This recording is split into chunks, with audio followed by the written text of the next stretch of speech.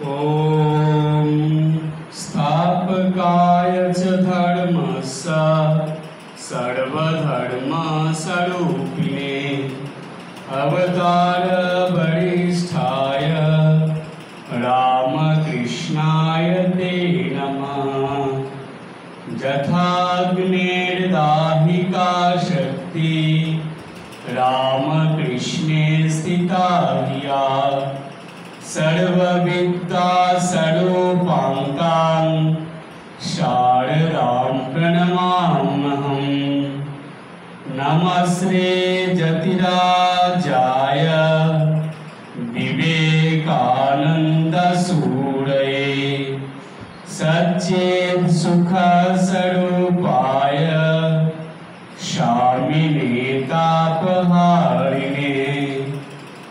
ॐ गुरु ब्रह्मा गुरु विष्णु गुरुदेव महेश्वर गुरु साक्षात् परं ब्रह्म तस्मै श्री गुरवे नमः। ॐ काले काले महाकाले कालिके पापहारिणी धर्म अर्थ मोक्षदे देवी नारायणी नमोस्तुते।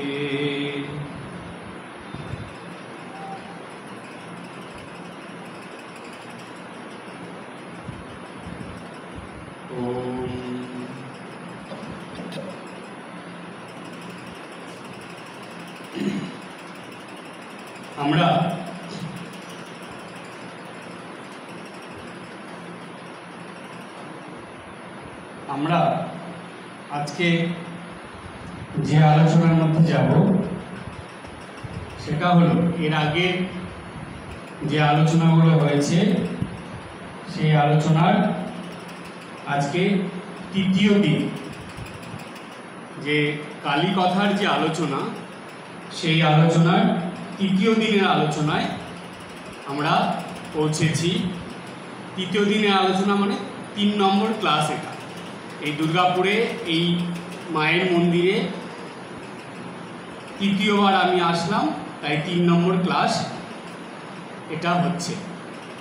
এর আগের যে 2টো ক্লাস করা হয়েছে তাতে আমি প্রথম ক্লাসে মায়ের বিভিন্ন রকম কথাগুলো বলেছি, যে কালী মা বিভিন্ন রকম মায়ের সব নাম আছে, যেমন ভবতারিণী মা, দক্ষিণা কালী মা, শ্মশান কালী মা, এরকম বলেছি।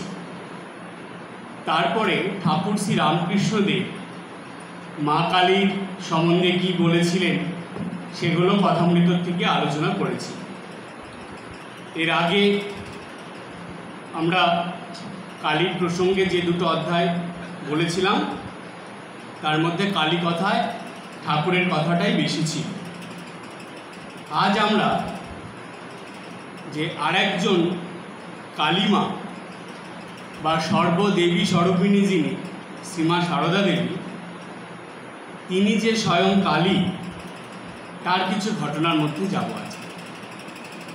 কেন এইগুলো না বললে আমরা যে কালী কথা এখানে ধারাবাহিকভাবে শুরু করেছি সেটার কোনো মাহাত্ম্য থাকবে না। কারণ বর্তমান সময়ে আমরা বিভিন্ন গ্রন্থের থেকে এটা পেয়েছি যে দক্ষিণেশ্বরে যে ভবতারিণী মা, তিনি ঠাকুর শ্রী রামকৃষ্ণদেব তিনি এবং শ্রীমা সারদা দেবী, তারা 3 জনে একই শক্তি, একই শক্তির 3 রকম খেলা বা 3 রকম লীলা। তো সেটা যদি নাই হতো, ঠাকুরের যখন দেহ গেল, ঠাকুর যখন দেহত্যাগ করলেন, সারদা মা ছিলেন কাশীপুরে নিচে। তিনি শুনে যখন ছুটে আসলেন, এসে ঠাকুরের পায়ে পড়ে যেই চিৎকার করে যেই কথাটা বলেছিলেন যে মা কালী গো তুমি আমাকে ছেড়ে কোথায় চলে গেলে। ঠাকুর তুমি আমাকে ছেড়ে কোথায় গেলে এই কথা কিন্তু বলেননি, বলেছিলেন মা কালী গো তুমি আমাকে ছেড়ে কোথায় চলে গেলে। এই কথার দ্বারা পরিষ্কার প্রমাণিত হয়ে গেল যে ঠাকুর যে স্বয়ং মা কালী ছিলেন বা মা কালীর শক্তি যে ঠাকুরের মধ্যে কাজ করেছে, নিশ্চয়ই সারদা মা সেটা বুঝতে পেরেছিলেন। এবার সারদা মা তিনিও যে মা কালী বা কালীরই যে শক্তি স্বরূপিণী শ্রী সারদা, সেটা সবার প্রথমে চিনিয়ে দিয়েছিলেন ঠাকুর শ্রী রামকৃষ্ণদেব। কিভাবে? ঠাকুরের দক্ষিণেশ্বরে শনি রবিবারে অনেক ভক্তরা আসত, সেই দিন বাদ দিয়ে অন্য দিনগুলোতে মা ঠাকুরের খাবার নিয়ে যেতেন। গিয়ে দুপুরবেলা ঠাকুরকে খেতে দিয়ে মা কাছে বসে থাকতেন। ঠাকুরের খাওয়া দাওয়া হয়ে গেলে ঠাকুর দুপুরবেলা ঘুমাতেন না, একটু বিশ্রাম নিতেন, শুতেন। মা তখন ঠাকুরের পদসেবা করে দিতেন। তো একদিন মা পদসেবা করতে করতে ঠাকুরকে জিজ্ঞেস করলেন যে আমাকে তোমার কি মনে হয়, কি বোধ হয়? ঠাকুর সঙ্গে সঙ্গে হাসি মুখে হাসতে হাসতে উত্তর দিলেন যে ওই মন্দিরে যে ভবতারিণী মা, নহবতের দোতলায় যে থাকে গর্ভধারিণী মা, আর যিনি এখন আমার পদসেবা করছেন, তাদের তিনজনকেই আমি সেই আনন্দময়ী মা হিসাবেই দেখি। তারা তিনজনেই আমার কাছে একই মা। অর্থাৎ ঠাকুর কি বুঝিয়ে দিলেন? দক্ষিণেশ্বরের যে ভবতারিণী মা মন্দিরে, তিনি আর যিনি পদসেবা করছেন সারদা মা, তারা ঠাকুরের কাছে এক। ঠাকুর পরোক্ষভাবে বুঝিয়ে দিলেন যে সেই মাই এই মা, একই শক্তির খেলা, আনন্দময়ী মা বলেছিলেন ঠাকুর। এরপরে দ্বিতীয় ঘটনায় যায়। ঠাকুর দক্ষিণেশ্বরে আপনারা জানেন ঐতিহাসিক ঘটনা ঘটেছিল। কি ঘটনা ছিল সেটা? ফলহারিণী কালী পূজা হয়েছিল না? সারদা মাকে ঠাকুর পূজা করলেন ফলহারিণী কালী বলে। অবতার পুরুষরা জানবেন যখনই কোনো কাজ করে তার পিছনে সুগভীর কোনো ইঙ্গিত থাকে সেই যুগের ভক্ত মানুষদের জন্য। কি সুগভীর ইঙ্গিত ছিল এই ঘটনার মধ্যে? আমরা অনেক সময় এটাকে এমনি কালী পূজা বলে ভাবি, কিন্তু জানেন এর পিছনে একটা গুপ্ত রহস্য আছে। সেই রহস্যটা কি জানেন? ঠাকুর পরোক্ষভাবে বুঝিয়ে দিয়ে গেলেন কলিযুগের ভক্তদেরকে যে তোমরা যে কর্ম করছো তার ফল এই সারদা মায়ের চরণেই তোমাদের অর্পণ করতে হবে। সেই জন্য ঠাকুর ফলহারিণী কালী পুজোর দিন মাকে পুজো করে নিজের সব কর্মফল সারদা মায়ের কাছে অর্পণ করে দিন। তাহলে দেখুন, স্বয়ং অবতার পুরুষ ভগবান তিনি এই শক্তির কাছে নিজের এই জাগতিক যে কর্ম সেই ফলগুলো অর্পণ করেন। অর্থাৎ ঠাকুর বুঝিয়ে দিয়ে গেলেন যে এই কলিযুগে সারদা মা এমন শক্তি নিয়ে এসেছেন যিনি সকল জীবের কর্মফল নিজের মধ্যে গ্রহণ করে নিতে পারবেন এবং জীবকুলকে বা তার ভক্তকুলকে বা ভক্ত সন্তানদেরকে এই কর্ম থেকে মুক্ত করে দিতে পারবেন। সেই শক্তি মার কাছে আছে। তাই ফলহারিণী কালী পুজো কিন্তু কোনো ছোট ঘটনা নয়, এটা একটা বিরাট ঐতিহাসিক ঘটনা, যে ঘটনার মধ্যে আমাদের নিজেদের সব কর্মফল সঁপে দেওয়ার ইঙ্গিত আছে। এই জন্য আমি কি বলি জানেন? এই জন্য আমি বলি যে প্রতিদিন সকালে ঘুম থেকে উঠে আর সব দেবদেবীকে প্রণাম করতে তো হবেই, অবশ্যই করবেন, কিন্তু সারদা মাকে প্রণাম করতে ভুলবেন না এবং মার সামনে দাঁড়িয়ে এই প্রার্থনা করতে ভুলবেন না যে মা আজকে সারা দিনে এই সকাল থেকে রাত্রে শোয়ার আগে পর্যন্ত যা যা কর্ম করব তার মধ্যে তুমি আমার সঙ্গে থাকবে, তোমার ইচ্ছা অনুযায়ী আমার দ্বারা কর্ম করিয়ে নেবে।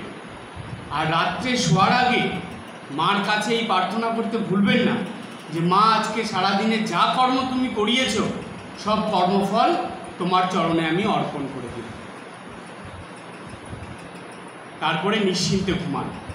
যদি ঘুমের পরে সকালবেলা নাও ওঠে, যদি চলে যায়, উপরে চলেও যেতে হয়, আপনি নিশ্চিন্ত, কেন আপনার কর্মফল নেই তো।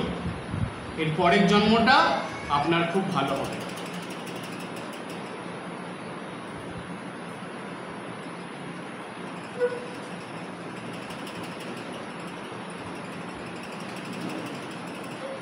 এর পরের জন্মটা আপনার খুব ভালো হবে। কারণ মানুষের যত জন্ম হয় বা হয়েছে বা হবে সব কিছু কর্মফলের উপর নির্ভর করে। আমাদের শাস্ত্র বলছে যে যেমন যেমন কর্ম করবে মানুষ, সেই কর্মের ফল অনুযায়ী তাকে এর পরের জন্ম নিতে হবে। তাই স্বামীজি বললেন, শুভ কর্মে শুভ, মন্দে মন্দ ফল। ভালো কর্ম করলে ভালো ফল, ভালো জন্ম পাওয়া যায়, আর মন্দ কর্ম করলে মন্দ ফল, খারাপ জন্ম হয়। জন্মের স্তরটা জানেন, এটা ভীষণ মারাত্মক। একটুখানি বলি, আপনারা এটা একটু শুনে রাখুন এবং মনে রাখবেন। মনুষ্য জীবনকে বলা হয় অমূল্য মানব জীবন। ওকে বাইরে নিয়ে যেতে বলুন।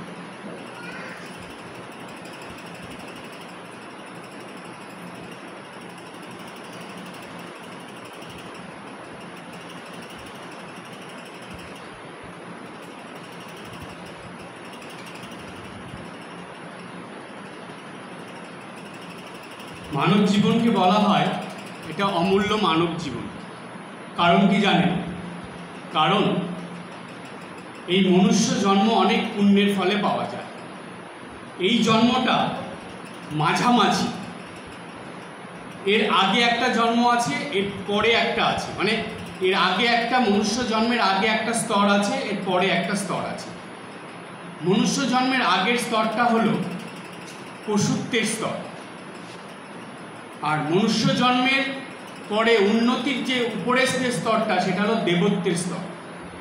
ভালো করে বুঝবেন, মনুষ্য জন্মের নিচু স্তরটা হলো পশুত্বের স্তর, আর মনুষ্য জন্মের উপরের স্তরটা হলো দেবত্বের স্তর। তাই প্রত্যেকটা মানুষ পশুত্বের স্তর থেকে, সেই পশুত্বের স্তর পার করে মনুষ্যত্ব স্তরে এসেছে, মনুষ্য জন্ম পেয়েছে। এইবার মনুষ্য জন্ম পেয়ে তাকে যেতে হবে কোন স্তরে? দেবত্বের স্তরে। আর দেবত্বের স্তরে যেতে হলেই তাকে শুভ কর্ম, ভালো কর্ম করতে হবে। এটা শাস্ত্রের বিধান। যদি সে মনুষ্য স্তরে এসে শুভ কর্ম, ভালো কর্ম না করে, তাহলে কিন্তু সে আবার মনুষ্য স্তরের নিচের স্তরে চলে যাবে। এর পরের জন্মটা কিন্তু তাকে আবার ওই পশুত্বের স্তরে চলে যাবে। সেই জন্য মানব জীবন খুব অমূল্য জীবন। একদম এই জীবন হেলাফেলা করে নষ্টের নয়। গীতাতে ভগবান বলছেন, কায় মনোবাক্যে শুভ করবে, ভালো করবে। কায় মানে শরীর দ্বারা, যা কর্ম করবে শরীর দ্বারা সব ভালো কাজ করবে। কায় মন, মন মানে চিন্তা ভাবনার দ্বারা। কোনো কাজ করছেন না, চুপচাপ বসে আছেন, মন কিন্তু কাজ করে যাচ্ছে, চিন্তা করছে, সেই চিন্তাটাও ভালো চিন্তা করবে। কখনো খারাপ চিন্তা, অপরের ক্ষতির চিন্তা, পরনিন্দা পরচর্চার চিন্তা, অপরের দোষ দেখার চিন্তা একদম নয়। এটাও কিন্তু একটা কর্ম। তাহলে কায়, মন আর বাক্য, বাক্য মানে কথার দ্বারা, এটাও একটা কর্ম। কথা বলার সময় কিন্তু সব সময় ভালো কথা বলতে হবে। শ্রীমা সারদা দেবী, রাধু দিদি, মাকু দিদি, নলিনী দিদি, এরা প্রায় সময় খুব খারাপভাবে মানুষের সঙ্গে কথা বলতেন, খারাপ ব্যবহার করতেন। মা খুব কষ্ট পেতেন। মা খুব মিষ্টি করে কথা বলতেন। সেই জন্য মা এদেরকে বারবার বলতেন ওরে মিষ্টি করে বল, মিষ্টি কথা বল, মিষ্টি করে বল, মিষ্টি কথা বল। এই যে দুটো শব্দ খুব গুরুত্বপূর্ণ আমাদের জীবনে। মা এখানে বুঝিয়ে দিলেন কথার দ্বারা যে কর্ম তোমরা করছো সেই কর্মটা ভালো হতে হবে। আমরা অনেক সময় এত খারাপ খারাপ কথা মানুষকে বলে দিই, চোখ দিয়ে জল বের করে দিই। জানবেন এটা কিন্তু ভীষণভাবে আমাদের জীবনে ফিরে আসে, ভীষণভাবে ফিরে আসে। কর্মের ফল আপনাকে পেতেই হবে। এই কর্মের ফলে ভগবানও হস্তক্ষেপ করেন না, স্বামীজির কথা এটা। আপনি যেমন কর্ম করবেন এই ফল কিন্তু আপনাকে পেতে হবে। একটা জিনিস জানেন, যদি আপনি কাউকে কোনো খারাপ কিছু বললেন, সে হয়তো চুপ করে শুনলো, তার মনে খুব আঘাত লাগলো, চোখে জল বেরোলো, সে কিছু বলল না, সে চুপ করে মাথা নিচু করে চলে গেল, জানবেন এটা আরও বেশি মারাত্মক। কারণ আপনি যে কর্মটা করলেন সে যদি আপনার কথার উত্তর দিয়ে দেয় তাহলে কর্মটা অনেক খণ্ডিত হয়ে যায়, কিন্তু সে যখন বলল না, জানবেন এটা ভয়ঙ্করভাবে আপনার জীবনে ফিরে আসবে। সেজন্য বর্তমান সময়ের মানুষ এইসব কিছু না ভেবেই কায় মনোবাক্যে এমন কর্ম করে যায়, সে ভাবে না যে এর ফল কোথায় গিয়ে দাঁড়াবে। সেই জন্য কর্মফলের কথা ভাবতে হবে। তাই আমাদের শাস্ত্রের বিধান, কায় মনোবাক্যে ভালো কর্ম করতে হবে।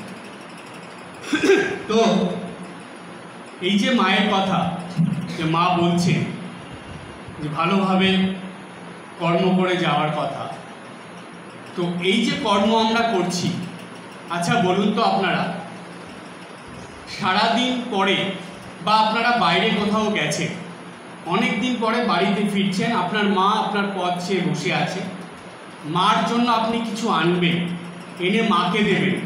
আপনি কি কখনো খারাপ কিছু আনতে পারবেন মার জন্য? মাকে খারাপ কিছু এনে দিতে পারবেন? পারবেন না। তাহলে দিনের শুরুতে যখন মাকে প্রণাম করে আপনি কর্ম শুরু করছেন, দিনের শেষে মাকে যখন কর্মফল আপনি নিবেদন করবেন, খারাপ কিছু দিতে পারবেন মাকে? খারাপ কর্ম দিতে পারবেন? খারাপ কর্মফল মার চরণে অর্পণ করতে পারবেন? যদি এটা মাথায় থাকে যে না আমি মাকে খারাপ কিছু দিতে পারবো না, তাহলে সারাদিন আপনি কায় মনোবাক্যে ভালো কর্মই করবেন। এটা অন্য কাউকে বলে দিতে লাগবে না, আপনার নিজের বিবেক আপনাকে বলে দেবে যে আমাকে তো সারাদিন পর সারদা মার কাছে গিয়ে দাঁড়াতে হবে, তাকে তো প্রণাম করে আমাকে তো কর্মফলটা অর্পণ করতে হবে তার পায়ে। আমি খারাপ জিনিস মাকে দেব? তাই শুধু সারদা মাকে ধরলেই জানবেন আমরা ভালো শুভ কর্ম করব কায় মনোবাক্যে, এবং সেই কর্মফল মায়ের চরণে অর্পণ করব।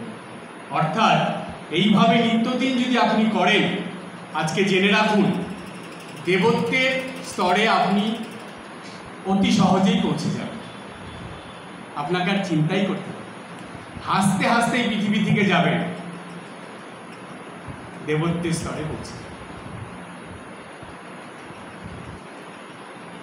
এই ইঙ্গিতই ঠাকুর ফলহারিণী কালী পুজোর মধ্যে দিয়ে দিয়ে গেছেন আমাদের। আজ একটা নতুন দৃষ্টিভঙ্গি আপনাদের সামনে তুলে দিলাম, এটা ভাববেন। অবতার পুরুষরা এমনি কোনো কাজ করে না, আর তারা নিজের জন্যও করে না, এটা হলো ভাববার বিষয়। ঠাকুর যা যা করেছেন সব এই কলিযুগের মানুষের উপকারের জন্য, মঙ্গলের জন্য, ভালোর জন্য। সুতরাং সেই ক্ষেত্রে ফলহারিণী কালী পুজোটাও যে করেছেন, ওটা ঠাকুর এই কলিযুগের ভক্ত মানুষদের উপকারের জন্য, মঙ্গলের জন্য, ভালোর জন্য। তাই 2 নম্বর যে ঘটনা সেটাই আমরা পেলাম, ঠাকুর চিনিয়ে দিয়ে গেলেন যে ফলহারিণী কালীমা হলেন শ্রীমা সারদা দেবী। 2টো ঘটনা। এবার আমরা যাব মায়ের নিজের মুখে বলা ঘটনার মধ্যে। মা তখন আছেন জয়রামবাটিতে। জয়রামবাটি আর কামারপুকুর মা যাতায়াত করতেন। জয়রামবাটি থেকে কামারপুকুরে এসেছেন। কামারপুকুরে তখন ছিলেন শিবুদাদা, ঠাকুরের ভাইপো। শিবুদাদা শ্রীমা সারদা দেবীকে খুব ভক্তি শ্রদ্ধা করতেন, এমনকি দেবী জ্ঞানে মাকে মনে মনে পূজা করতেন। শিবুদাদা ঠাকুরের কাছে শুনেছিলেন যে সারদা মা হলেন স্বয়ং কালী, কিন্তু ঠাকুরের কথা শুনে শিবুদাদার মনে একটা সন্দেহ এসেছে। আচ্ছা, মা যদি কালী হন, তার মানে শিবুদাদা সারদা মাকে খুড়ি বলে রাখতেন, ঠাকুরকে খুড়ো বলতেন আর মাকে খুড়ি বলতেন। আচ্ছা, খুড়ি যদি কালী হয়, তাহলে খুড়ি যখন নিজে মুখে স্বীকার করবে তখন আমি বিশ্বাস করব যে সে কালী। তো শিবুদাদা একটা সুযোগ খুঁজছিলেন কখন মাকে জিজ্ঞেস করবে। তো একবার কি হলো, কামারপুকুর থেকে জয়রামবাটিতে মাকে পৌঁছে দিতে যাচ্ছেন শিবুদাদা। তখনকার দিনে এইরকম পাকা রাস্তা ছিল না, মাঠের মধ্যে দিয়ে হেঁটে যেতে হতো। তো মাঠের মধ্যে দিয়ে হেঁটে যাচ্ছেন শিবুদাদা মাকে নিয়ে, মা আগে আগে, শিবুদাদা পিছে। যেতে যেতে মাঝপথে মা কিছুটা আগিয়ে গিয়ে কথা বলতে বলতে যাচ্ছিলেন। শিবুদাদা হঠাৎ করে মাকে জিজ্ঞেস করলেন, আচ্ছা খুড়ি, তুমি কে, এটা বলো আমাকে। তখন সারদা একটু অবাক হলেন, বলছে, কি শিবু, তোর আবার এগুলো কি কথা? আমি আবার কি, আমি তো তোর খুড়ি। বলে মা হেঁটে গেছেন, গিয়ে কিছু দূর গিয়ে পিছনে ফিরে দেখছেন যে শিবুদাদা আসছে না, শিবুদাদা দাঁড়িয়ে আছে। তো মা বলছে, কিরে শিবু, কি হলো তোর, আয়। তো শিবুদাদা বলছে, না খুড়ি, আগে বলো তুমি কে। তো মা বলছে, আমি আবার কে, আমি তোর খুড়ি, তুই আবার এসব কি শুরু করেছিস, চল। তখন শিবুদাদা বলছে, না, তুমি বলো আগে তুমি কে,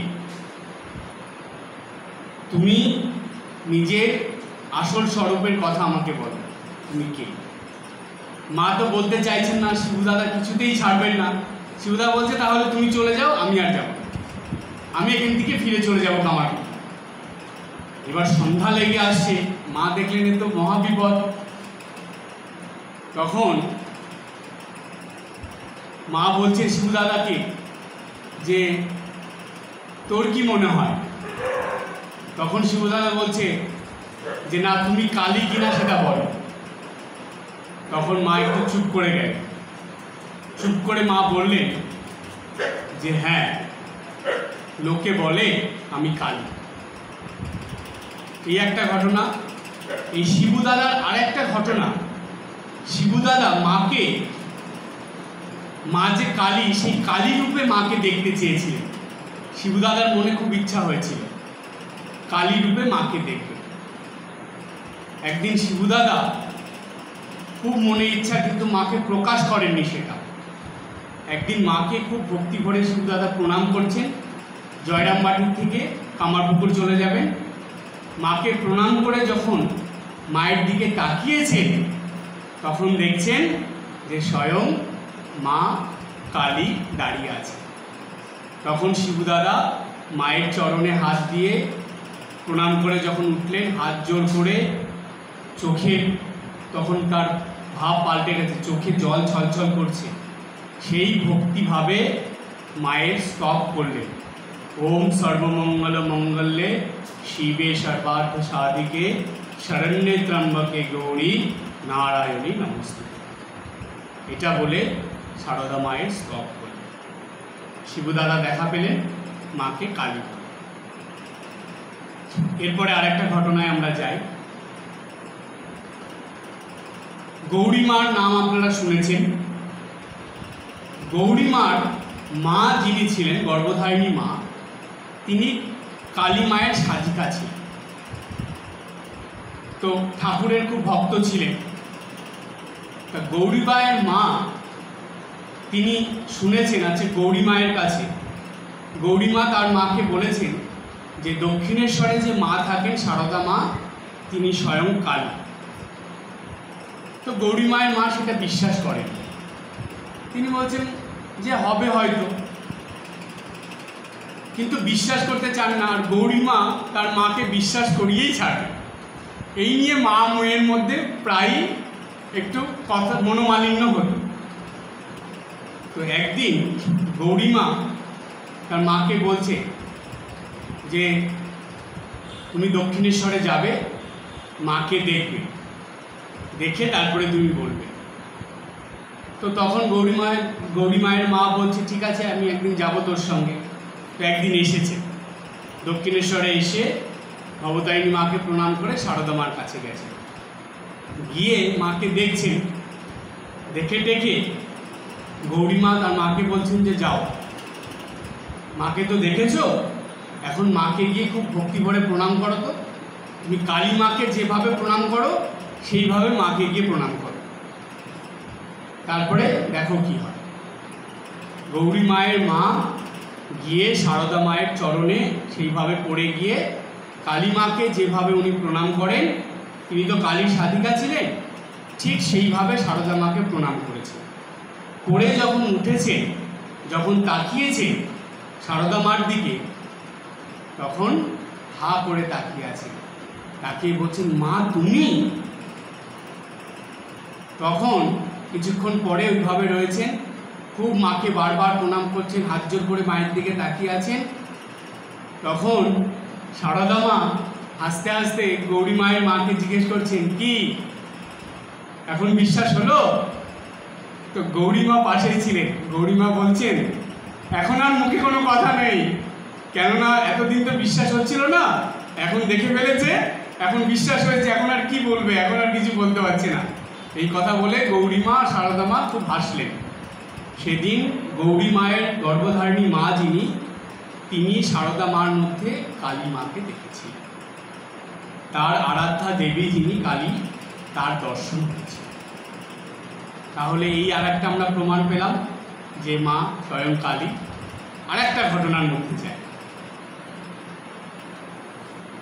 স্বামী মাধবানন্দজির নাম আপনারা শুনেছেন। সেই মাধবানন্দজি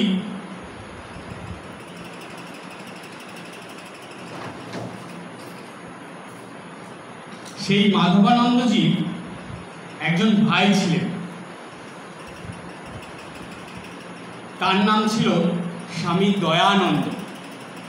মাধবানন্দজির ভাই, মাধবানন্দজির ভাই, তিনি ব্রহ্মচারী অবস্থায় উদ্বোধনে শ্রীমা সারদা দেবী যখন বাগবাজারে মায়ের বাড়িতে ছিলেন, সেই সময় দয়ানন্দজি মহারাজ ব্রহ্মচারী, সেই ব্রহ্মচারী অবস্থায় উদ্বোধনে তিনি পূজার কাজ করতেন, ঠাকুর ঘরে কাজ করতেন, ঠাকুরের পূজা করতেন, ভোগ দিতেন, সন্ধ্যা বন্দনা করতেন, সেবা, ঠাকুর সেবায় ছিলেন।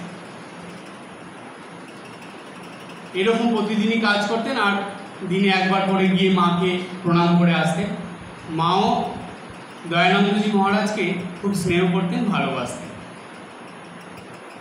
তো সেই ব্রহ্মচারী অবস্থায় কাজ করতে করতে একবার দয়ানন্দজি মহারাজের মনে একটা প্রশ্ন জেগেছে যে আচ্ছা, আমি শুনেছি ভবতারিণী মা কালী মা, ঠাকুর শ্রীরামকৃষ্ণদেব এবং শ্রীমা সারদা দেবী, তারা তিনজনই এক। আচ্ছা, এটা নয় বুঝলাম যে কালীমা ভবতারিণী মা তিনি আছেন, ঠাকুর মায়ের সাধনা করে মায়ের দর্শন পেয়েছিলেন, ঠাকুরও কালীমা, সেটা বুঝলাম। কিন্তু সারদা মা, তিনি তো একদম সাধারণ মা হয়ে আছেন, আমাদের এত আপন মা, তিনি কি এই কালীমা? আচ্ছা ঠিক আছে, মা যদি নিজে মুখে এটা বলে তাহলে আমি এটা বিশ্বাস করব, তা না হলে এটা আমি বিশ্বাস করব। মাকে নিজে মুখে বলতে হবে। আর মনে মনে ঠিক করেছে যে আমি এটা মাকে জিজ্ঞেস করব না, মা যদি নিজে মুখে বলে তাহলে আমি বিশ্বাস করব। যাই হোক, এই মনোভাব নিয়ে তিনি রয়েছেন। একদিন মা বিকেলবেলা ঘরে বসে আছেন, সন্ধ্যার আগে মা একা একাই বসে আছেন, চুপচাপ কিছু ভাবছেন। সেই সময় ওই দয়ানন্দজি মহারাজ তিনি মাকে প্রণাম করতে গেছেন।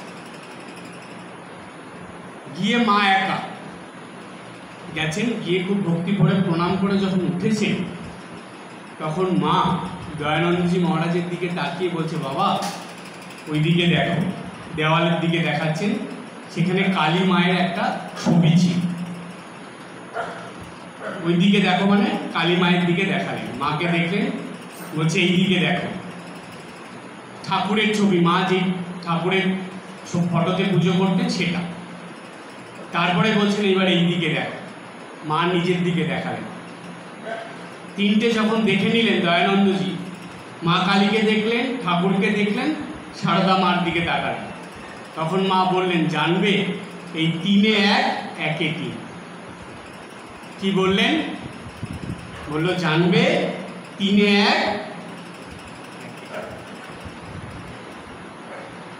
তার মানে মা স্বয়ং যে কালী মা সেটার প্রমাণ। সুতরাং সারদা মার জীবনে এরকম বহু ঘটনা আছে, যেই ঘটনাগুলো পরিষ্কারভাবে এটা প্রমাণ করিয়ে দেয় যে মা শ্রীমা সারদা দেবী স্বয়ং কালী মা ভবতারিণী, একই মা, কিন্তু এবার মাতৃভাবের প্রকাশ। আর মা কেমন হবে, মায়ের ঠিক মাতৃত্ব সারদা মা সেটাই এবার প্রকাশ করে দিয়ে গেলেন, যে মার যে ভালোবাসা সেটা নিঃস্বার্থ ভালোবাসা, এবং মার চোখে সবাই সমান, সকলেই, জগৎ জুড়ে তো তার সন্তান, সুতরাং তার কাছে তো আর বাজ বিচার নেই। এই মনোভাব মায়ের ছিল বলে সেই জন্যই মা বলতে পেরেছিলেন যে আমার ছেলে যদি ধুলো কাদা মেখে আসে, তাকে পরিষ্কার করে তো আমাকেই কোলে নিতে হবে। কথাটার মানে কি, এই জগতে প্রত্যেক ছেলে তো সমান হয় না। যেসব ছেলেরা জগতে ধুলো কাদা মাখে, অর্থাৎ জগতে এসে খারাপ কাজ করে, পাপ কাজ করে, অপরাধ করে, তারা তো ধুলো কাদা মাখে, তো তাদেরকে ছেড়ে তো মাকেই কোলে নিতে হবে। এটাই তো মায়ের কথা। মা সেটা বুঝিয়ে দিয়ে গেল। আমি প্রথম দিন ক্লাসে বলেছিলাম, মা কালী তিনি হলেন তামসিক গুণের প্রতীক, কিন্তু মা এই তামসিকতা তার সন্তানদের মধ্যে থেকে গ্রহণ করে নেয় বলেই সেই তামসিকতার যে রূপ অন্ধকার কালো, সেই রূপেই মা। কালী কালো নয়, ঠাকুর বারবার বলছেন, কিন্তু কালো কেন মনে হচ্ছে? তিনি তামসিক বা যত খারাপ গুণ, যত অশুভ গুণ, তামসিক গুণ সব কিছু মা গ্রহণ করেন, সন্তানের মধ্যে থেকে টেনে নেন, তাই মায়ের ওই রূপ। কিন্তু আসলে মা ওই রূপ নয়। অনেক সাধনার দ্বারা যখন সাধকরা মায়ের রূপে দর্শন করেছে, তখন মার দিকে তাকানো যায় না, এত আলোর জোর, এত জোর। কোনো সাধক বলছে মায়ের গায়ের রং হলো নীল রঙের, মায়ের গায়ের রং নীল রঙের, আকাশের যে নীল থাকে সেই রকম। কিন্তু মা যে একদম কালো, সেরকম কথা পাওয়া যায়। তবে হ্যাঁ, কালীর অনেক রকম ভাগ আছে, তো এক এক কালীর এক এক রকম গায়ের রং হয়। নীলাভ হয়, কালো হয়, আবার শ্যামবর্ণ যেটা হয়, এরকম বিভিন্ন রকমের রঙের কথা আছে। তাহলে কি মা এরকম রঙের? না, মা তিনি জ্যোতিস্বরূপ। এই কালী মা সম্বন্ধে শ্রীমা সারদা দেবী কটা কথা বলেছিলেন। মায়ের এক সন্তান, তিনি রাসবিহারী মহারাজ। তিনি মাকে অনেক প্রশ্ন করতেন, মার সঙ্গে কথোপকথন হতো। তাই মাকে একবার প্রশ্ন করেছিলেন রাসবিহারী মহারাজ যে কালী মার সম্বন্ধে। তো মা ওই একটা জায়গাতেই আমরা পাই যে মা কালীর সম্বন্ধে কথা বলেছিলেন। মা বলেছিলেন যে মা হলেন সদানন্দময়ী মা, তিনি সৃষ্টি স্থিতি বিনাশ করছেন, সৃষ্টি স্থিতি বিনাশ রূপিণী মা। তার থেকেই সৃষ্টি, তার থেকেই স্থিতি, তাতেই লয় হয়ে যাচ্ছে। ব্রহ্ম তো জড়, ব্রহ্ম জড় অবস্থায় আছে। যখনই ব্রহ্ম কাজ করছে সেটা হলো শক্তি, যখনই কাজ করছে তখনই শক্তি। তাই এই শক্তি মানেই হলো জগৎজননী মা। তাই বলা হয় আদ্যা শক্তি রূপিণী মা। তো সারদা মা সেটাই বলছে। তারপরে রাসবিহারী মহারাজ একটা প্রশ্ন করলেন মাকে, আচ্ছা মা, এই যে মানুষরা, ভক্তরা বা সংসারী মানুষ যারা থাকে, তারা মায়ের সাধনা করেও বা ঈশ্বরের আরাধনা করেও এত দুঃখ কষ্ট যন্ত্রণা কেন পায়? তখন মা খুব সুন্দর উত্তর দিলেন। মা তখন উত্তর দিলেন যে তাদের মায়ের প্রতি শরণাগতির ভাব নেই। যে শিশু, যে সন্তান, ছোটবেলায় আপনারা দেখেছেন, যখন সন্তান মায়ের উপর সম্পূর্ণ, যত বছর পর্যন্ত মায়ের উপর সম্পূর্ণ নির্ভর করে থাকে, মায়ের উপর নিজের ভার অর্পণ করে দেয়, অর্থাৎ না মা যা করবে তাই, মায়ের হাত ধরে চলে, মায়ের কথা শুনে মায়ের সঙ্গে থাকে, ততদিন দেখবেন সন্তানটা খুব নিশ্চিন্তে, খুব আনন্দে থাকে। যখনই বড় হয়ে যায়, মায়ের হাতের বাইরে চলে যায়, তখনই দেখবেন তার জীবনে নানা রকম দুঃখ কষ্ট যন্ত্রণা আসতে থাকে। ঠিক কিনা? তাই তো? ঠিক তাই।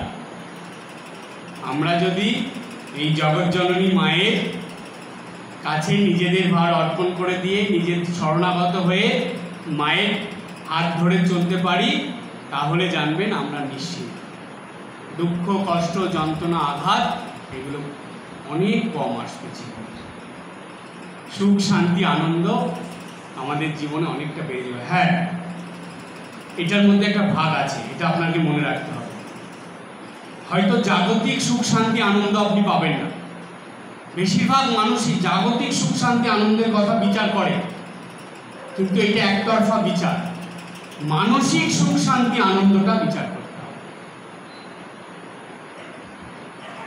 2 দিন পরে কোনো ভক্ত বলবে, মহারাজ আপনি বলেছিলেন মায়ের কাছে শরণাগত হলে সুখ শান্তি আনন্দ পাওয়া যায়, কই আমি তো সুখ শান্তি আনন্দ পাচ্ছি না। জানেন সংসারের কি ঝামেলা, এইটা সেইটা, আজ এটা হচ্ছে না, কাল ওটা হচ্ছে না, আজকে ওই অবস্থা, কালকে ওই অবস্থা।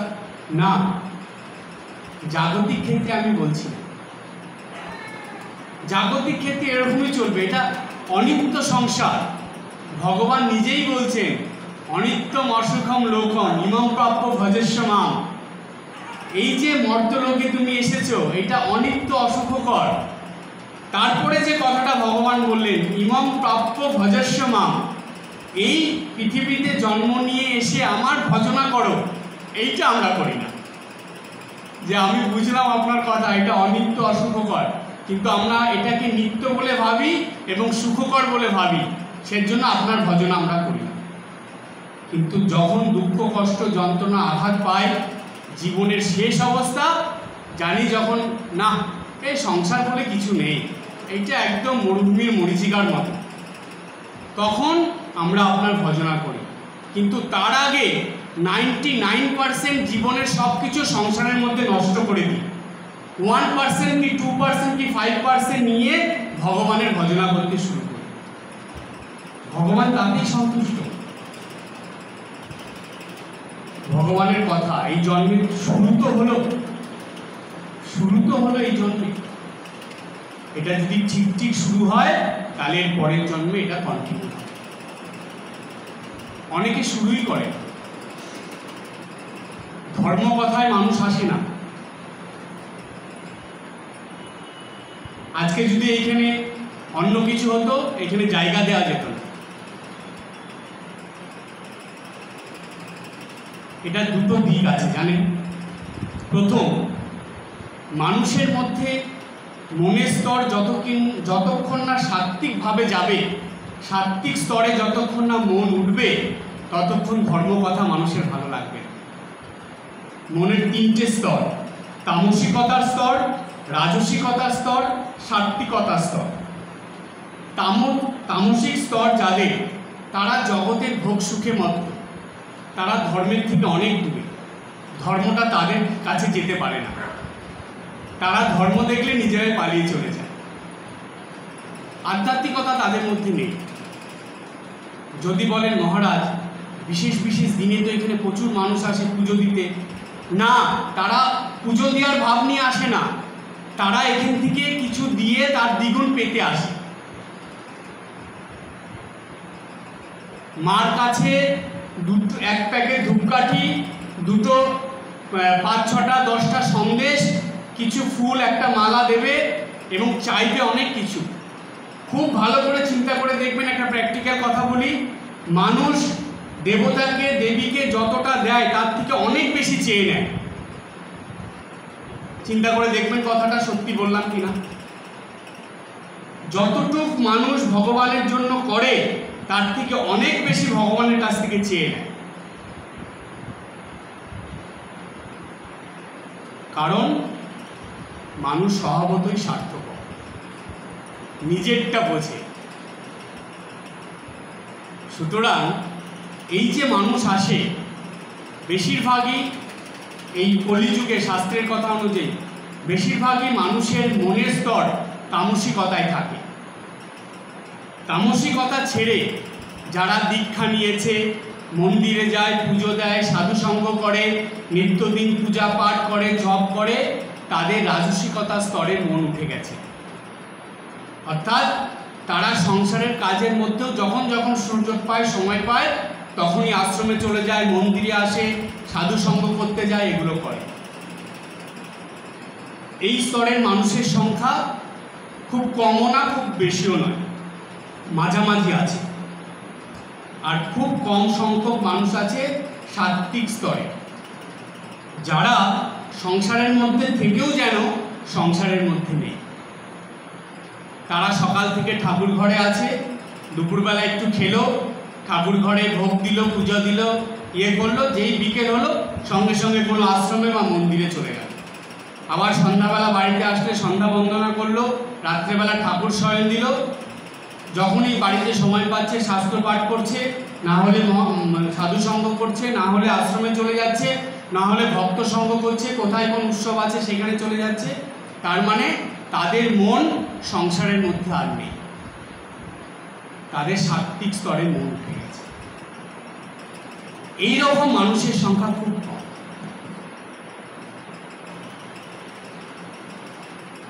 তাই স্বামীজি একটা গান করতেন, মনো চলো নিজে নিকেতনে। সেই গানে খুব ভালো করে গানটা শুনবেন। সেই গানের মধ্যে একটা লাইন আছে, সাধু সঙ্গ নামে আছে পান্থধাম, শ্রান্ত হলে তথা করিও বিশ্রাম। কথাটা কখনো চিন্তা করে দেখেছেন কি বলছে গানের ওই কথাটার মধ্যে? সাধু সঙ্গ নামে আছে পান্থধাম। আপনি অনেক দূরের পথে যাত্রা করেছেন, যেতে যেতে একটা জায়গা পাবেন যেটাকে পান্থধাম বলে, যেখানে আপনি ঠান্ডা জল পাবেন, একটু বিশ্রাম নিতে পারবেন, একটু খাবার পাবেন, আপনি ফ্রেশ হয়ে যাবেন। ওইখানে একদম ফ্রেশ হয়ে গেলেন, আবার পথ চলা শুরু করলেন। এটাকে বলে পান্থধাম। সাধু সঙ্গ নামে আছে পান্থধাম, শ্রান্ত হলে তথা করিও বিশ্রাম। এই শ্রান্ত মানে হলো পরিশ্রান্ত। জীবন যুদ্ধে যারা পরিশ্রান্ত হয়ে যায়, সংসার জীবন করে করে শিলনোড়ার মতন ঘষে ঘষে জীবনটা শেষ, পরিশ্রান্ত, মুখে বিরক্তির ভাব, কথার মধ্যে মিষ্টতা নেই, কারোর সঙ্গে ভালো ব্যবহার নেই, সব সময় খিটখিটে মেজাজ, শান্ত মানুষ। আমাদের কষ্ট লাগে তাদেরকে দেখে যে সংসারে কিভাবে আছে তারা, কিন্তু তারা যে পান্থধাম তাদের সামনেই আছে সেখানে যাও। শ্রান্ত হলে তথা করিও বিশ্রাম, অর্থাৎ এই সাধু সঙ্গ করলে তার বিশ্রাম হবে, অর্থাৎ মনের এগুলো সব দূর হয়েছে। সাধু সঙ্গ কি ঠাকুর কত সহজভাবে বললেন। ঠাকুর বললেন সাধু সঙ্গ কি জানো? চাল ধোয়া জল। অদ্ভুত উদাহরণ দেখুন, লোকে কি বুঝবে বলুন? হঠাৎ করে বলে দিলেন ঠাকুর সাধু সঙ্গ কি জানো? চাল ধোয়া জল। কে বুঝবে বলুন তো? এখন চিন্তা লাগে না এটা কি ধরনের কথা বলে দিল একজন অবতার পুরুষ হয়ে? কতটা প্র্যাকটিক্যাল কথা দেখুন। চাল ধোয়া জল মারাত্মক। আপনার ধরুন কিছু নেশা হয়েছে, তো চাল ধোয়া জল যদি খাইয়ে দেয় আপনার নেশা কেটে যাবে। জানেন এটা? দেখুন ঠাকুর জানেন। সেই জন্য সংসারী মানুষের সংসারের নেশা লেগে থাকে, তো সাধু সঙ্গ করলে সংসারের নেশাটা কেটে যায়। আপনারা বাড়ি গিয়ে ভাববেন এটা, না না বাবা আমার দরকার নেই সাধু সঙ্গ করার, বরং আমরা সাধু সঙ্গের থেকে দূরে থাকি। দেখুন না কত ভক্তরা শুনেছে আসে না, যদি সংসারের নেশা কেটে যায় কি অবস্থা হবে। ঠাকুর বললেন সাধু সঙ্গ মানে চাল ধোয়া জল। সংসারী মানুষদের সাধু সঙ্গ করতে হবে। শ্রীমা সারদা দেবীর কথা বলে শেষ করি। যখন স্বামী বিবেকানন্দ রামকৃষ্ণ মঠ মিশন, আগে মিশন করেছিলেন তারপরে মঠ করলেন। মিশনের কাজ হলো সেবামূলক কাজ, হসপিটাল, স্কুল, সামাজিক সমাজ যা সেবামূলক সেগুলো মিশন করবে। মঠে কি থাকবে? মঠে হলো ভক্ত সেবা, প্রথম হলো ঠাকুর সেবা, দ্বিতীয় হলো সাধু সেবা, তৃতীয় হলো ভক্ত সেবা। এটা হলো মঠের কাজ। মঠে যখন এরকম মঠ নির্মাণ হলো, মন্দির, নিত্যদিন ঠাকুর সেবা হচ্ছে, অনেক ভক্তরা আসছে, সাধুরা থাকছে, সাধুরা পাঠ আলোচনা করছে, তারপরে ওইখানে ভজন কীর্তন হচ্ছে, তখন একজন শ্রীমা সারদা দেবীকে জিজ্ঞেস করেছিল যে মা এই মঠ আবার কেন? মিশনই তো ভালো ছিল, এই মঠ করে এটা আবার কি হবে? এটা কেন স্বামীজি কেন করলেন? মা শুনে সঙ্গে সঙ্গে বললেন না না এই মঠেরও দরকার আছে। তার কারণ হিসাবে মা কি বললেন শুনলে অবাক হয়ে যাবে।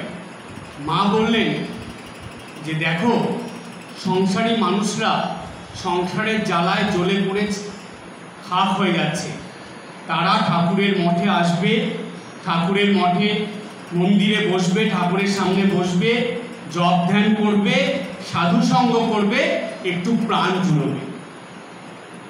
কি বললেন কথাটা?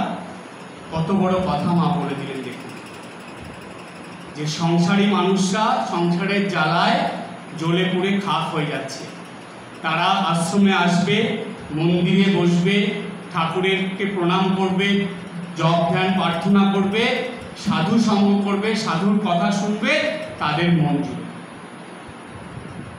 কলিযুগে এছাড়া অন্য কোনো উপায় নেই। তাই জানবেন সাধু সঙ্গ নামে আছে পান্থধাম, শ্রান্ত হলে তথা করিও বিশ্রাম। অনেক পুণ্য থাকলে, অনেক ভাগ্য ভালো থাকলে সাধু সঙ্গ করা যায়। কোটি কোটি মানুষ পৃথিবীতে আছে, কতজন সাধু সঙ্গ করতে পারে বলুন?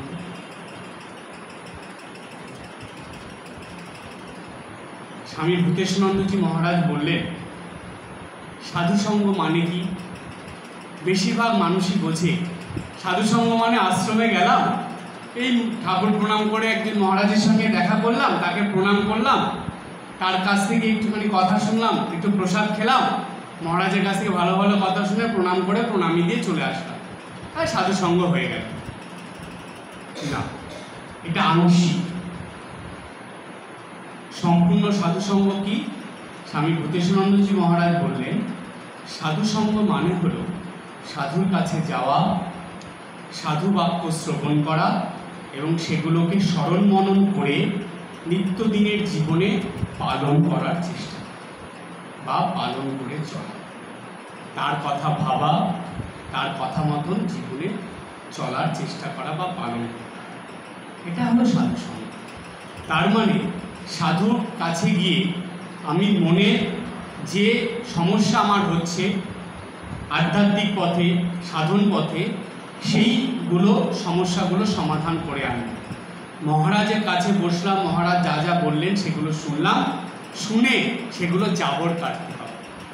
ঠাকুর বললেন না জাবর কাটার অভ্যাস করতে হবে, সেগুলো জাবর কাটতে হবে, মানে স্মরণ মনন করতে হবে, চিন্তা করতে হবে।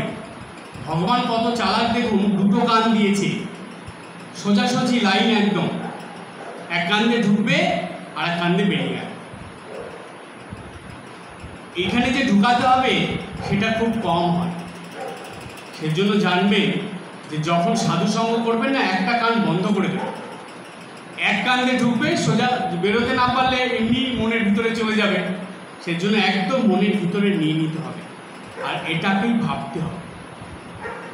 ঠাকুর বললেন ভাবলে ভাবের উদয় হয়, যত তুমি ভাববে তত ভাবের উদয় হয়। আর আরেকটা কথা ঠাকুর বলেছিলেন, যেমন ভাব তেমনি লাভ, যেমন ভাব তেমন লাভ। কথাটা মানে কি, আপনি আপনার মনের ভাব যেমন যেমন হবে আপনি ঠিক সেই রকম জিনিসই লাভ করতে পারবেন। এই কথার পরিপ্রেক্ষিতে আরেকটা কথা বলি, এটা মনে রাখবেন, স্বামীজির কথা। আপনি যা যা পাওয়ার যোগ্য আপনি ঠিক সেই যোগ্যতা হিসাবে তাই পাবেন। আপনি খুব ভালো করে চিন্তা করে দেখবেন, ছোট থেকে এই পর্যন্ত আপনি জীবনে যা যা পেয়েছেন আপনার যোগ্যতা অনুসারেই পেয়েছেন। আপনি যদি এটা পাওয়ার যোগ্য না হতেন আপনি পেতেন না। তাই আধ্যাত্মিক কিছু যদি পেতে হয় তাহলে নিজের মনের চিন্তা ভাবনার সঙ্গে নিজেকে এটার যোগ্য করে তুলতে হবে। এই যে যোগ্য করে তোলা, এই যে নিজেকে এগিয়ে নিয়ে যাওয়া, এটাকেই বলে সাধারণ থেকে অসাধারণ হয়ে যাওয়া। সারদা মা, যোগীন মা, গোলাপ মা এরা খুব সাধারণ মহিলা ছিলেন, কিন্তু তাদের জীবন এমনভাবে তারা যাপন করেছে, তারা আজকে সাধারণ থেকে অসাধারণ হয়ে গেছে। মানুষের মধ্যে এই শক্তি ভগবান জন্মের সময় থেকেই দিয়ে দেয়, যে একটা মানুষ সাধারণ থেকে নিজের জীবনযাপনের মধ্যে দিয়ে অসাধারণ হতে পারে। সেই শক্তি প্রত্যেকটা মানুষের মধ্যে আছে, কিন্তু মানুষ সেটা করে না, ঠিক তার বিপরীত পথে চলে যায়। তাই জানবেন প্রত্যেকটা মানুষের ভিতরে এই শক্তি আছে, সে তার নিজের শক্তির দ্বারা, নিজের জীবনযাপনের দ্বারা, নিজের চিন্তা ভাবনার দ্বারা ঈশ্বর লাভ করতে পারবে। এই শক্তি প্রত্যেকটা মানুষের মধ্যে ভগবান দিয়েছে। ঠাকুর বললেন মানুষ কি কম গা ঈশ্বর চিন্তা করতে পারে। কত সুন্দর কথা দেখুন, মানুষ কি কম গা ঈশ্বর চিন্তা করতে পারে। জানবেন পৃথিবীর মধ্যে শ্রেষ্ঠ জীব মানুষ। কেন মানুষকে শ্রেষ্ঠ জীব বলা হয় জানেন? কারণ একমাত্র মানুষই একমাত্র জীব যে নাকি ঈশ্বর চিন্তা করতে পারে। শুধু ঈশ্বর চিন্তা করতে পারে না, ঈশ্বরকে দর্শন করতে পারে, ঈশ্বর লাভ করতে পারে। ভাবতে পারেন কখনো কতটা শক্তি ভগবান আমাদের মধ্যে দিয়েছে? আমরা পারবো বলেই তো ভগবান এটা দিয়েছে। সুতরাং ক্লাসের শেষে আপনাদের সবাইকে এটাই বলবো, এই ঈশ্বর লাভের যে শক্তি আপনার ভিতরে আছে সেটাকে জাগিয়ে তুলুন, নিজের জীবনযাপনের মধ্যে দিয়ে সেটাকে আনুন। একটু সাংসারিক ক্ষেত্রটা একটু সময় কম দিয়ে আধ্যাত্মিক ক্ষেত্রে একটু বেশি সময় দিন। নিত্যদিন প্রার্থনা, নিত্য পূজা, জপ, শাস্ত্রপাঠ, কথামৃত, গীতা, চণ্ডী এগুলো একটু পড়ুন। নিত্যদিন সন্ধ্যা বন্দনা করা, তারপরে সময় সুযোগ পেলে সাধু সঙ্গ করা, তারপরে যখন ভক্ত সম্মেলন হয় সেখানে যাওয়া, জপযজ্ঞ যেখানে হয় সেখানে যাওয়া, এই ধর্মীয় অনুষ্ঠানগুলোর মধ্যে নিজেকে যুক্ত করে দিন, করুন। জানবেন সংসার কোনোদিন সব সময় সুখে শান্তিতে আনন্দে হবে আজ পর্যন্ত কোনোদিন হয়নি, হবেও না। সংসারে শত বাধা অসুবিধা থাকবে। স্বামীজি বললেন, কেউ যদি ভাবে সমুদ্রের ধারে বসে যে সমুদ্রের ঢেউটা থেমে গেলে আমি স্নান করব, সম্ভব? সমুদ্রের ঢেউ ওইভাবে চলবে, আপনাকে ওর মধ্যেই স্নান করতে হবে। ঠিক তেমনি সংসার এইভাবেই চলবে। যেদিন থেকে সংসার শুরু হয়েছে এইভাবেই চলছে। সংসার স্বয়ং শ্রীরামচন্দ্রকে ছাড়েনি, সংসার বুদ্ধদেবকে ছাড়েনি, সংসার শ্রীকৃষ্ণকে ছাড়েনি। অবতার পুরুষ তারাও পঞ্চভূতের ফাঁদে ব্রহ্ম করে কাঁদে। তো সাধারণ মানুষ কোথা থেকে ছাড় পাবে? সংসারে এরকম থাকবে, কিন্তু এর মধ্যে থেকেও আপনাকে আধ্যাত্মিকের কথায় চলে যেতে হবে। কারণ জানেন, সংসারে আপনি যা করছেন এগুলো আপনি যাওয়ার সঙ্গে সঙ্গে এটাকে একদম বিনাশ হয়ে যাবে, এগুলো থাকবে না, আপনার কোনো কিছু আর থাকবে না, এগুলো চলে যাবে। কিন্তু থাকবে কোনটা জানেন? আপনার সঙ্গে যাবে কোনটা? আপনি তো এই জন্মের জন্য অনেক কিছু করলেন, ব্যাংক ব্যালেন্স করলেন, বাড়ি গাড়ি করলেন, ধন সম্পত্তি করলেন। পরজন্মের জন্য কি করেছে? কি নিয়ে যাবেন আপনি সঙ্গে করে? সাধন ভজন, জপ ধ্যান, এগুলো ব্যাংকের অ্যাকাউন্টে কিছু জমিয়েছেন? রাখতে হবে তো এগুলো। এসেছি খালি হাতে, যাব খালি হাতে, একটা সুতো তো সঙ্গে দেবে না। নিয়ে কি যাব? আমরা কি শূন্য মন নিয়ে চলে যাব? ভগবান তো আমাদের শূন্য করে পাঠাননি, আমাদের অনেক শক্তি দিয়ে, দৈবী গুণ দিয়ে ভগবান এই পৃথিবীতে পাঠিয়েছেন। সেগুলো কোথায় গেল? সেগুলোকে আমরা কাজে লাগালাম? শুধু জন্ম নিলাম, খাওয়া দাওয়া করলাম, সংসার করলাম, বাড়ি গাড়ি করলাম, মৃত্যুর ডাক আসলো, চলে গেলাম। এই জীবন কি করলাম? একটু ভাববেন তো প্রতিদিন রাত্রে শোয়ার আগে। যেই ভগবান আমাদেরকে এত আশা নিয়ে জন্ম দিয়ে পৃথিবীতে পাঠিয়েছে, তার জন্য কি করলাম? শুধু এই কথাটা ভাববেন।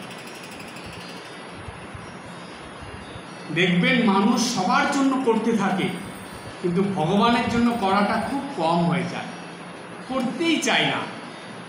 সেবা কাজ সবাই বলে খুব ভালো, খুব ভালো।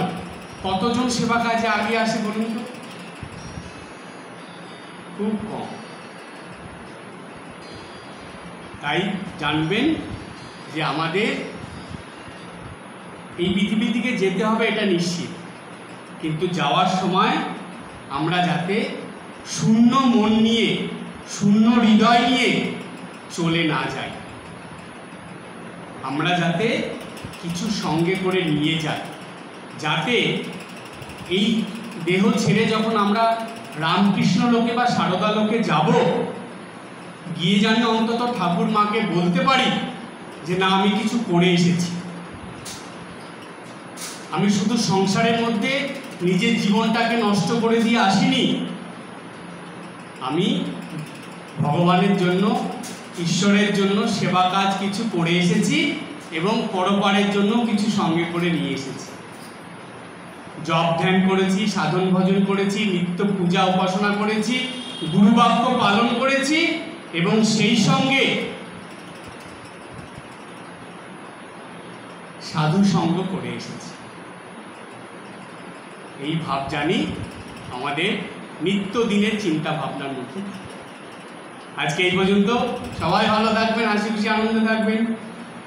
ওম জননীং শারদাং দেবীং রামকৃষ্ণং জগদ্গুরুং পাদপদ্মে তয়োঃ স্থিত্বা প্রণমামি মুহুর্মুহুঃ।